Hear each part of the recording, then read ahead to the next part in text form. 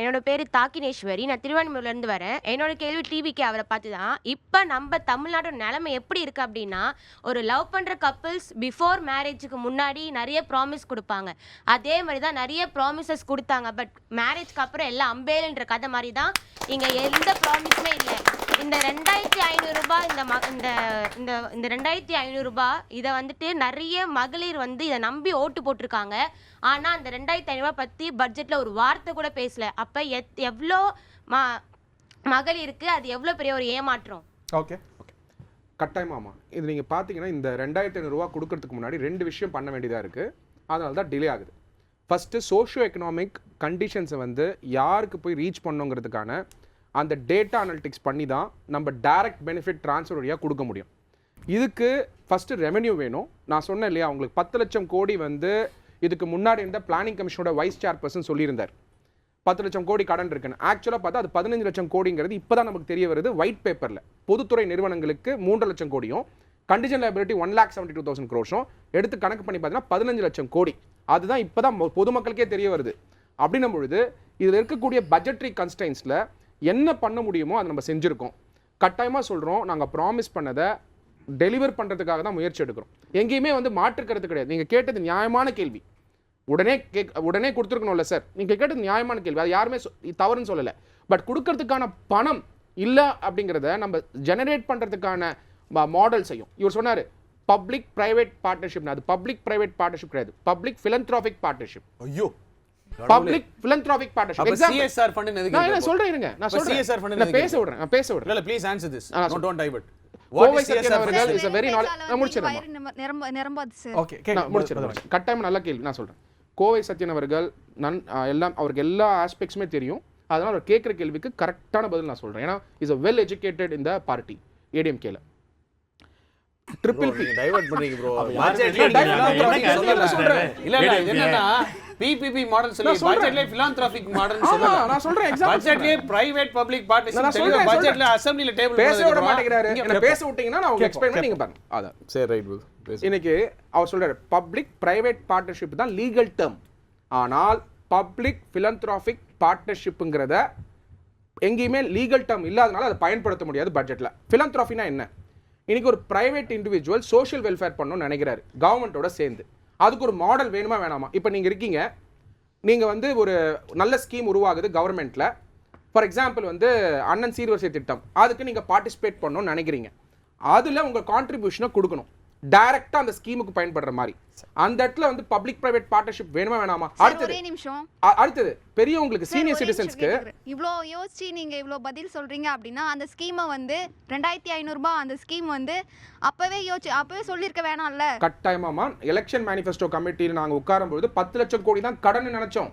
கஜானாவை 15 லட்சம் கோடியை காலி பண்ணி அந்த கஜானா மேல கடன் வாங்கி வச்சிருக்கிறது வந்ததுக்கு அப்புறமா தெரியுது வெள்ளை அறிக்கை.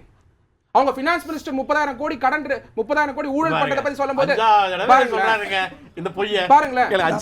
பொய்ய சொல்றாரு. உரிமை தொகை 1000 ரூபாய் எவ்வளவு வருஷம் கொடுத்தாங்க 3 வருஷம் கழிச்சு. அப்ப அத நான் சொல்லிட்டேனே. தைரியம் இருக்கா எனக்கு? தண்ணி மாசம் இவ்வளவு டிஎம்சி தரணும்னு சொல்லிருக்காங்க. டிஎம்சி தண்ணி கரெக்டா தராங்களா? நீங்க 2500 ரூபாய் 1000 ரூபாய் கொடுத்தாங்க இப்படி தான் பேசுங்க. ஆனா குறுவை சாவடி இன்னைக்கு இல்லாம போயிடுச்சு. ஒரு நிமிஷம், ஒரு 2 கேள்வி. தேர்தலுக்கு முன்னாடி ஒரு கட்சியோட எம்பி, தேர்தலுக்கு பிந்தி ஒரு கட்சியோட எம்பி, இப்படி எல்லாம் இருக்கிற காங்கிரஸ் கட்சி மக்கள் உங்களோட நலன் கட்சியில இளைஞர்களுக்கு வாய்ப்பு கொடுக்கல, எதுவுமே கொடுக்கல. 2 கேள்வி கேட்டிருக்கீங்க. 2006ல இருந்து 2014ல இருந்து 20 வரை ஜூன் மாசம் 12 திறக்கப்படல. 3 வருஷம் திமுக ஆட்சியில் திறக்கப்பட்டுச்சு. அது மழை வந்து மேட்டூர்ல நின்றனால திறக்கப்பட்டுச்சு. அது நல்லா புரிஞ்சுக்கங்க. எல் நினோ வந்த விளைவு தான் உங்களுக்கு ஏற்கனவே ஏன் வந்துச்சு. மழை வந்து ஸ்டாலினாலேயோ விஜய்னாலேயோ வர்றதில்லை. நல்லா புரிஞ்சுக்கங்க. பிரதமராக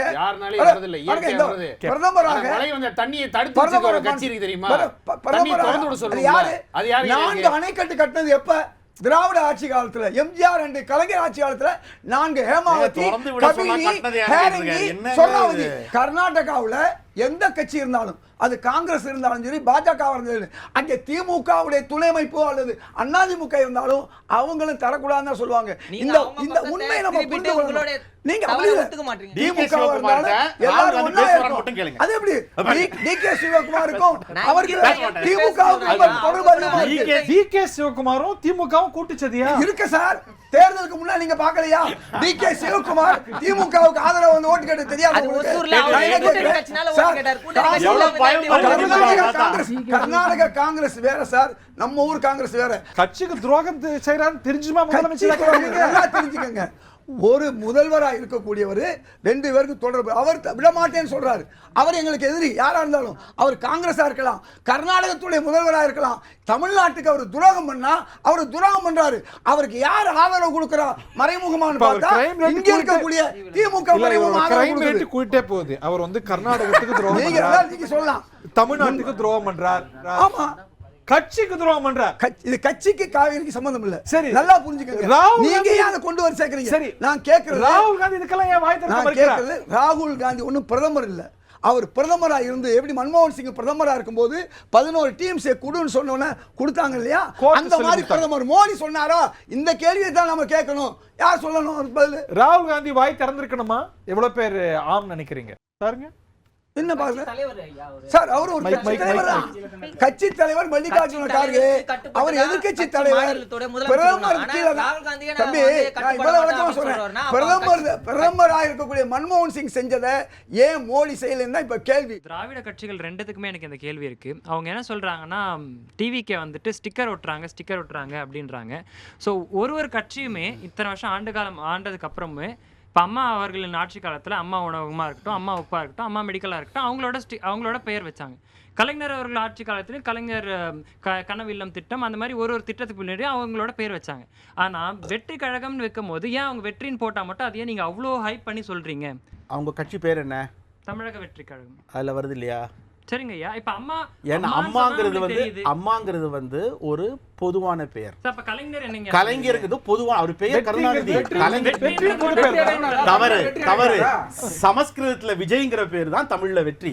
இது எல்லாருக்குமே தெரியும்.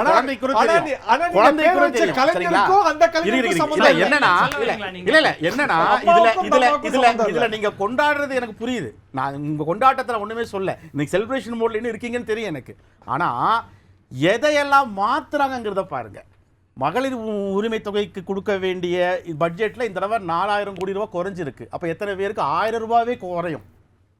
இத கேள்வி. இப்ப நீங்க 2500 ரூபாய் கூட இப்ப சகோதரி கேட்டாங்க 2500 ரூபாய் எப்ப தருவீங்க?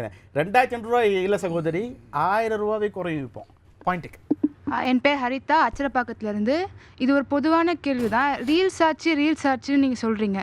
இந்த ரீல்ஸால் தான் இப்போ எனக்குலாம் வந்து பாலிடிக்ஸ் பற்றி அவ்வளோ தெரியாது. இந்த ரீல்ஸ்னால் எங்கேஜ் ஆகிறேன், அப்பப்போ சட்டமன்றம்லாம் பார்க்குறேன். ஸோ இது ஒரு சேஞ்ச் தானே. மக்கள் எங்களை மாதிரி யங்ஸ்டர்ஸ்க்கு வந்து பாலிடிக்ஸ்குள்ளே இன்னும் எங்கேஜ் ஆகிற சேஞ்ச் தானே.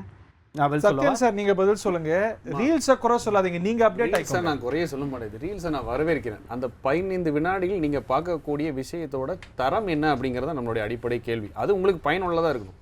நீங்க செலவிடுற ஒரு 15 வினாடி அதன் மூலமாக உங்களுக்கு ஒரு கருத்து உருவாக்கம் வருது இல்லையா? ஒரு முதலமைச்சர் போய் உட்காந்து 15 வினாடி ரீல்ஸை நீங்க என்ன பார்க்க முடியும்? இதுதான் பார்க்க முடியும். அது அசம்பிளியோட மாண்பா. நாங்க என்ன சொல்றோம்னா ரீல்ஸ்ல இருக்கட்டும், நல்லது 15 வினாடிகள். சார் நான் மோடி பண்றாரு இவர் பண்ணணும் நாங்க போட்டிக்கே போறோம். யார் ரீல்ஸ் சிறப்பா பண்றாங்க ஏன் நோக்கம் அது கிடையாது. நான் என்ன சொல்றேன், அவர் பண்ணிட்டு போறாரு, அதுக்கு நீங்க தான் அதுக்கு பதில் கொடுக்க போறீங்க. யார் இல்ல ஒரு நிமிஷம் பிரதர், தவறா சித்தரிக்க வேண்டாம், புரிஞ்சுக்க. நான் என்ன சொல்ல வரேன், நான் என்ன சொல்றேன், நல்ல விஷயம் ரீல்ஸுங்கிறேன். அதில் வரக்கூடிய தரவுகள் உங்களுக்கு பயனுள்ளதாக இருக்கட்டும் தான் எங்களோட ஆசைன்னு நான் சொல்றேன். நான் அது அவர் செய்கிறது தப்பு, அவர் செய்கிறது ரைட், இதுக்கே நான் போல. நீங்கள் செலவிடும் 15 வினாடிகள் ஒரு 100 ரீல்ஸு பார்க்குறீங்க ஒரு நாளைக்குன்னா அதன் மூலமாக நீங்கள் என்ன கற்றுக்குறீங்க, நீங்கள் என்ன டேக்அவே என்ன, அது உங்களுக்கு வாழ்க்கைக்கு பயனுள்ளதாக இருக்கும்னு நான் ஆசைப்படுறேன். இந்த ரீல்ஸ் ஆட்சி அப்படின்னு சொல்லும்பொழுது ரீல்ஸ் வழியாக இன்னைக்கு நாலேஜ் கன்வே ஆயிருக்குன்றது வந்து யாராலும் தவிர்க்க முடியாத விஷயம். ரீல்ஸ் மூலமாவா? கட்டாயமா. நீங்கள் ரீல்ஸுங்கிறது வந்து 15 செகண்ட் தான் பார்க்குறான்னு நினைக்காதீங்க. 2 நிமிஷம் 3 நிமிஷம் ஃபுல் ஸ்பீச்லேருந்து இப்போ ஹரி நானும் டிஸ்கஸ் பண்ணுறதை கட் பண்ணி ரீல்ஸாக போடுறாங்க. ஃபர்தராக நீங்கள் போய் ஃபுல்லாக பார்க்க போகிறீங்க தந்தி டிவியில். As simple as that. இங்கே வந்து அந்த மாதிரியான ஒரு நாலேஜ் வழியாக தான் இன்றைக்கி அரசியல் ஆக்கப்பட்டிருக்கு லாஸ்ட் 1 இயரில். இது கட்டாயமாக எங்களை ஆட்சிக்கு தான் இந்த கிரெடிட் போகும். எங்கள் தாவேக்காக தான் இந்த கிரெடிட் போகும். அது யாரும் அந்த கிரெடிட் எடுத்துக்க முடியாது. இன்னைக்கு யங்ஸ்டர்ஸ் வந்து அரசியல் படுத்தப்பட்டிருக்காங்க அப்படின்னா, அரசியல் வந்து இன்வால்வ் ஆகுறாங்கன்னா அதுக்கு காரணம் ரீல்ஸ் தான் அப்படிங்கிறத கட்டாயம் நான் பதிவு பண்ண விரும்புகிறேன்.